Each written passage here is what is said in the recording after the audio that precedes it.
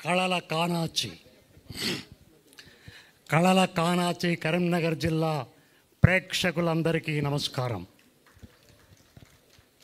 పాత్రికేయ మిత్రులకు, సమస్త మీడియా మిత్రులందరికీ స్వాగతం. కరీంనగర్ జిల్లా ఆది నుంచి కళలకు నిలయం.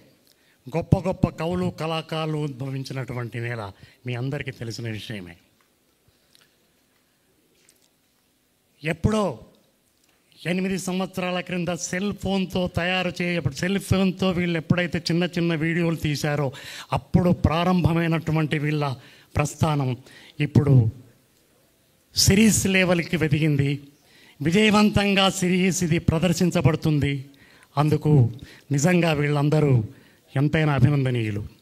చాలా కష్టపడ్డారు ఈ ప్రాజెక్ట్ చేయడానికి. ముఖ్యంగా డైరెక్టర్ శివగారు స్క్రీన్ ప్లే కథ అద్భుతంగా రాశారు.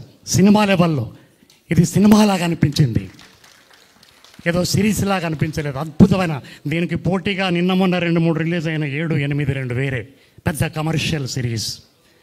వాటికంటే చాలా గొప్పగా ఉందని చెప్పేసి నేను బయట టాక్ వింటున్నా. నిజంగా చాలా బాగుంది. అలాగే అనిల్ నిరంతరం కష్టపడ్డాడు, అద్భుతంగా చేసిండు, అద్భుతంగా చేయించాడు. తర్వాత డిఓపి గారు అసలు సినిమాలాగా అద్భుతంగా ఒక్కొక్క ఫ్రేమ్ చూస్తుంటే సినిమాలాగా అనిపించింది. చాలా కష్టపడ్డాడు ఆయన. 30 రోజులు అసలు ఏప్రిల్ మేలో వీళ్ళ కష్టం చూసి నేను ఒక 4 రోజులు చేశాను అంతే. నేను చాలా ఆశ్చర్యపోయాను. ఏంటి అని అప్పుడే అనుకున్నాను వీళ్ళు ఖచ్చితంగా విజయం సాధిస్తారని. తర్వాత మ్యూజిక్, అసలు ఏం మ్యూజిక్ అది!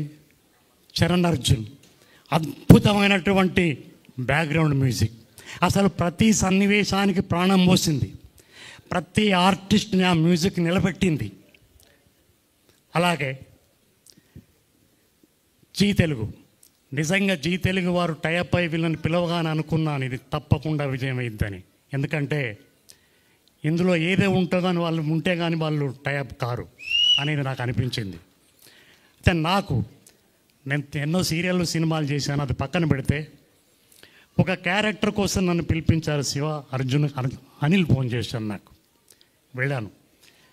తెలుసు వీళ్ళు విలేజ్ షో చేస్తున్నారు, మంచి మంచి షార్ట్ ఫిల్మ్ తెలుసు, విన్నాను. సరే మంచి అంటే జీ తెలుగుతో టైఅప్ అయి చేస్తున్నారంటే మనం చేయాలి, వీళ్ళ వ్యూవర్షిప్ బాగా ఉంది అని వెళ్ళాను. వెళ్ళగానే నాకు చూసి వెంటనే క్యారెక్టర్ సెలెక్ట్ చేశారు. నిజంగా చిన్న క్యారెక్టర్ ఏం లేదు. అసలు ఈ కథకే నేను ముసలం పుట్టించిందే నేను ఫస్ట్ లెటర్ తోటి. ఇక అది నడుస్తూనే ఉంది. మళ్ళీ క్లైమాక్స్లో 7వ ఎపిసోడ్లో దాన్ని విప్పదీస్తా. ఆ 2 సీన్లు అయినా కూడా మధ్యలో ఫోటోను వాడుకున్నారు. నాకు చాలా బాగా అనిపించింది. నేను 90sలో కొన్ని మాదాల రంగారావు సినిమాలలో లెంత్ క్యారెక్టర్లు వేసిన, కానీ అంతకంటే ఎక్కువ తృప్తి నాకు కలిగింది. నిజంగా మీ అందరికీ ధన్యవాదాలు. ముఖ్యంగా జీ తెలుగు పుట్టినప్పుడే 20 ఏళ్ళ కింద ఫస్ట్ టైం, అప్పుడు 2005లో జరాల్డ్ గారు డైరెక్షన్లో నిశ్శబ్దం అనే సినిమాలో మాంత్రికుడు క్యారెక్టర్ వేశాను. మొదట్లో నిశ్శబ్దం, పెద్దరికం. తర్వాత మళ్ళీ ఎందుకో 20 ఏళ్ళు వాళ్ళ సంస్థలు చేయలేదు. నేను మా టీవీ, ఈటీవీ, జమిని చేసుకుంటూ పోతున్నా. ఆ రకంగా మళ్ళీ నేను 20 ఏళ్ళ తర్వాత జీ తెలుగులోకి వచ్చే అదృష్టం కలిగినందుకు నాకు చాలా సంతోషంగా ఉంది. అలాగే మాది పక్కనే తిమ్మాపురం గ్రామం. అసలు మొట్టమొదలు నేను ఇక్కడి నుంచి ఫస్ట్ మద్రాసుకి వెళ్ళాను 1980లో. 43 ఏళ్ళ ప్రస్థానం. అటు ఉద్యోగం చేసుకుంటూ, గవర్నమెంట్ జాబ్ చేసుకుంటూ, అటు ఇటు ఇలా చేస్తున్నాను. మొత్తానికి మిత్రుడు నాకు చివరాంకంలో మంచి మిత్రుడు నాకు పరిచయం అయినందుకు చాలా ఆనందంగా ఉంది.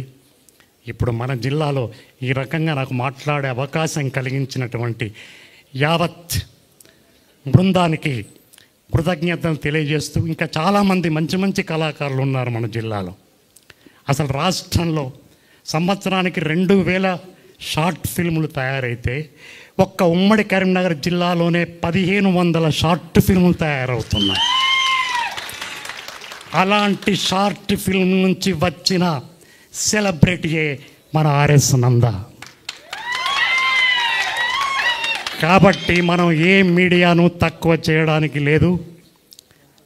నన్ను నాటక రంగానికి భాస్కర్ రాజు పరిచయం చేశాడు 50 ఏళ్ళ కిందట. తర్వాత టీవీ రంగానికి మణిశంకర్ గారు పరిచయం చేశారు 1989లో డీడీ పుట్టినప్పుడు. భోజరాజు కథలు, నల చరిత్ర మీకు తెలిసే ఉంటుంది. తర్వాత సినిమాకు డాక్టర్ ప్రభాకర్ రెడ్డి గారు పరిచయం చేశారు. అలాగే సిరీస్కి శివ, అనిల్, జై తెలుగు, శ్రీకాంత్ అండ్ చరణ్ అర్జున్ పరిచయం చేసినందుకు చాలా కృతజ్ఞతలు తెలియజేస్తూ ముగిస్తున్నాను. Thank you so much sir. So ఆ 7th ఎపిసోడ్లో ఏం జరిగిందో తెలుసు.